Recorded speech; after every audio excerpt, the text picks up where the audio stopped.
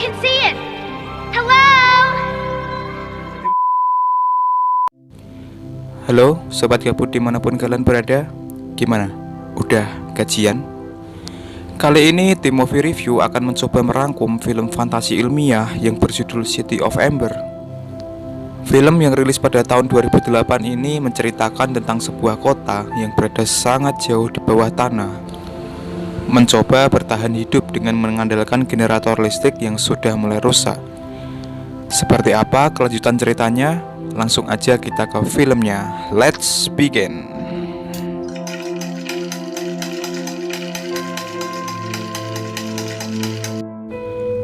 Adegan awal diperlihatkan sebuah laboratorium yang sangat rahasia, di mana para arsitek, ilmuwan, dan insinyur sedang berkumpul untuk sebuah kesepakatan demi masa depan dunia.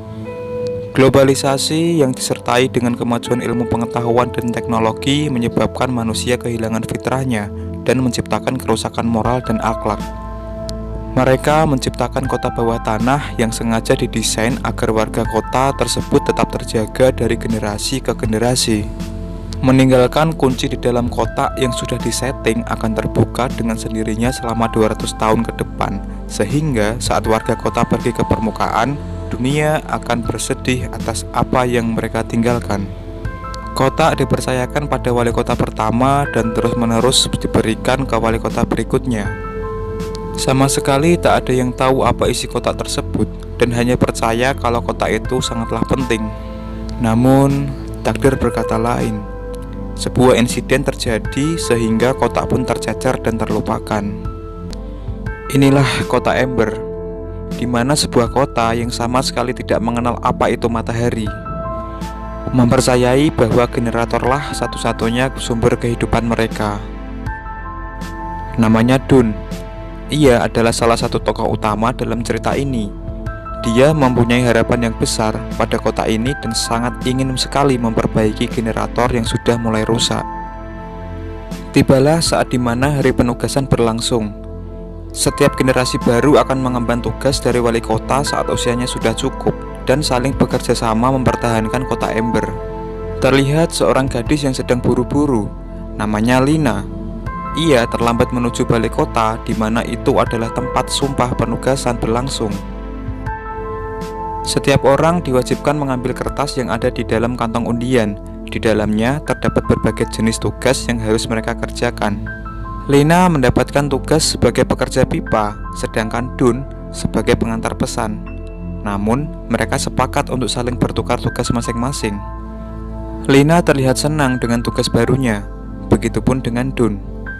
Sebagai ucapan selamat, ayahnya memberi sebuah kunci serbaguna sebagai bekal saat ia bekerja nanti.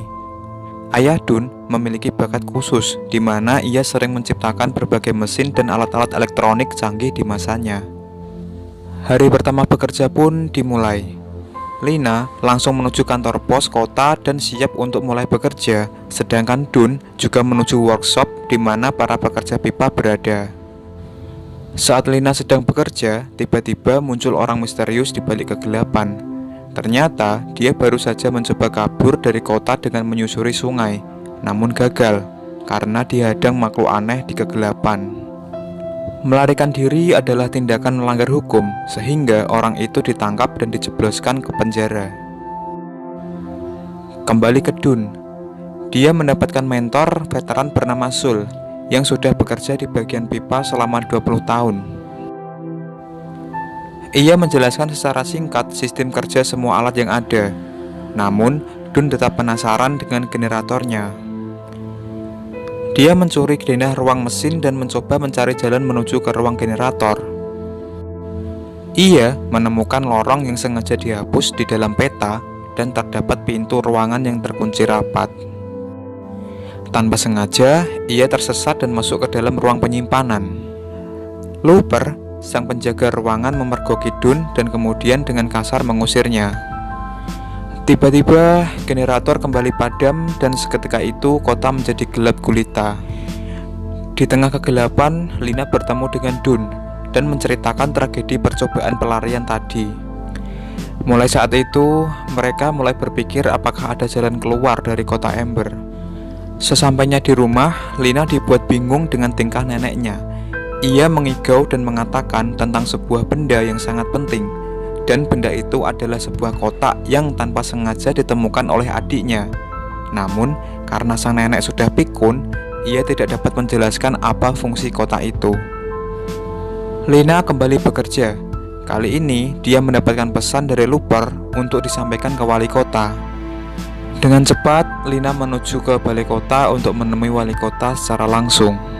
Di dalam, ia melihat berbagai foto wali kota Ember dari awal sampai saat ini, dan melihat lukisan wali kota ke-7 yang ternyata adalah kakek moyangnya, serta rumah yang ditempatinya itu juga merupakan rumah peninggalan beliau. Tiba di hadapan wali kota, Lina langsung menyampaikan pesan yang sangat rahasia, yaitu berbunyi, kapalnya sudah siap. Karena penasaran, sesampainya di rumah, Lina mencoba membuka kotak tersebut. Di dalamnya hanya berisi selembar kertas yang sudah sobek dan sebuah kartu. Dokter memeriksa adik Lina yang sedang sakit dan menemukan potongan kertas yang tertelan di mulutnya. Nenek Lina meninggal dunia sebelum bisa menjelaskan fungsi kotak tersebut. Lina berjanji pada dirinya sendiri akan memecahkan misteri kotak aneh itu. Ia menggabungkan potongan kertas tersebut dan berharap dapat membaca isi tulisan itu. Kemudian Dun mengajak Lina menyelinap ke ruang penyimpanan untuk membaca sebuah buku sejarah yang hanya boleh dibaca oleh wali kota saja. Mereka menemukan kemiripan antara tulisan di kertas dan di buku tersebut. Belum sempat membaca buku itu, mereka malah dipergoki penjaga dan melarikan diri. Kemudian mereka teringat akan ruangan yang terkunci di ruang pipa dan mencoba membukanya sekali lagi. Dan lagi-lagi, aksi mereka kembali gagal karena ada 2 orang yang melintas. Mereka syok karena 2 orang itu sedang dikejar makhluk aneh besar yang menggeliat. Saat mencoba untuk kabur, mereka malah dikejar oleh makhluk aneh itu. Untungnya, Don dengan cerdik dapat mengelabui makhluk itu dan menyelamatkan Lina. Tanpa sengaja, Lina melihat tulisan My Fleet di helm Don, di mana itu adalah nama marganya.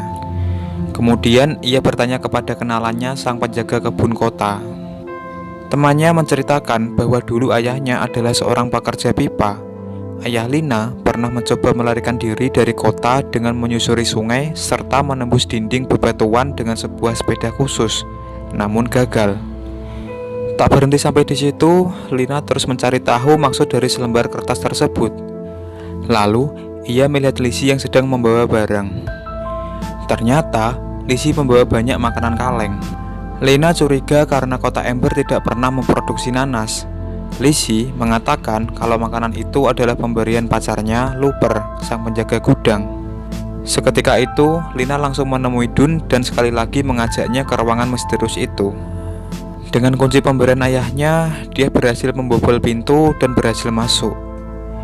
Mereka kaget dikala warga kota sedang kelaparan karena kehabisan stok makanan.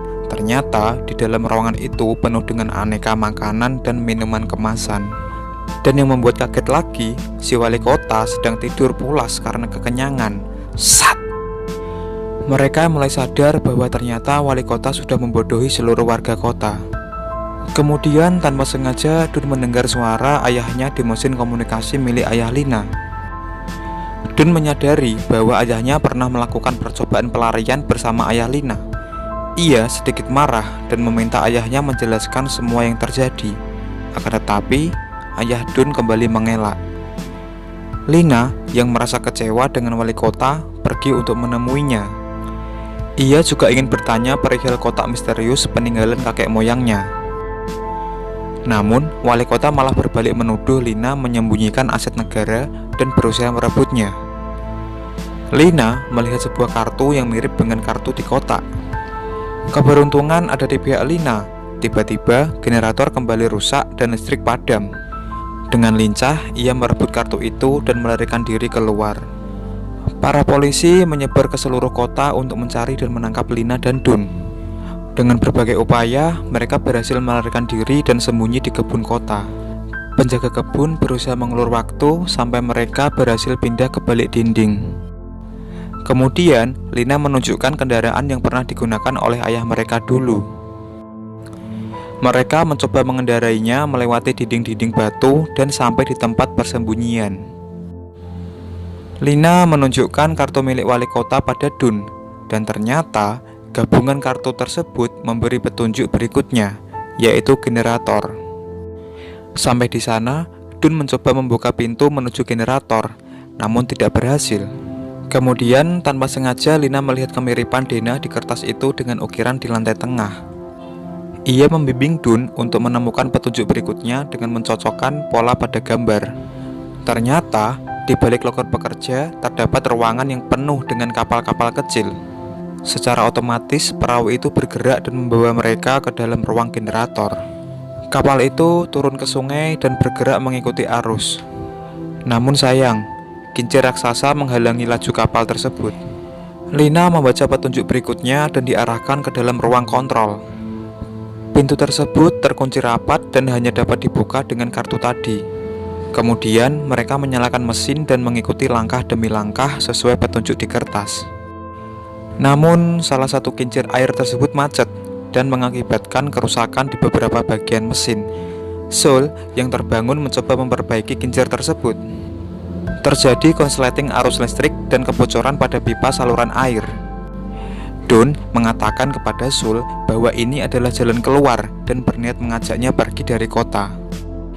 Namun Soul menolak dan memilih untuk menjaga kincir tersebut supaya Dun dan Lina bisa selamat. Mereka menaiki perahu kecil tersebut dan perlahan mendekati kincir. Soul meningkatkan debit airnya sehingga terciptalah gelombang besar yang menyelamatkan mereka. Sedangkan wali kota yang ketakutan berniat menuju ruang rahasianya, mengkhianati dan meninggalkan Looper sendirian. Akan tetapi, malapetaka itu selalu menghampiri orang jahat. Dun dan Lina terus mencoba bertahan di perahu melewati berbagai rintangan yang ada dan mengalir entah kemana. Sampai akhirnya mereka tiba di sebuah dermaga. Menaiki tangga yang panjang dan memasuki bangunan tua yang sudah terbengkalai. Mereka merasakan hembusan angin, melihat rumput dan tanaman lainnya. Dan inilah saat dimana untuk pertama kalinya mereka melihat cahaya yang bersinar terang. Berada di permukaan yang sangat jauh dari kota Ember. Dun dan Lina mencoba meninggalkan pesan untuk warga kota di bawah, menitipkan harapan untuk masa depan pada sebuah batu. Dan film pun tamat. Oke, jadi gitu aja alur cerita dari film yang berjudul City of Ember. Jika kalian ada request film fantasi seru lainnya, silahkan tulis di kolom komentar. Terus dukung perkembangan channel ini dengan klik like, subscribe, serta nyalakan lonceng notifikasinya. Terima kasih bagi yang sudah nonton, dan salam gabut Nusantara.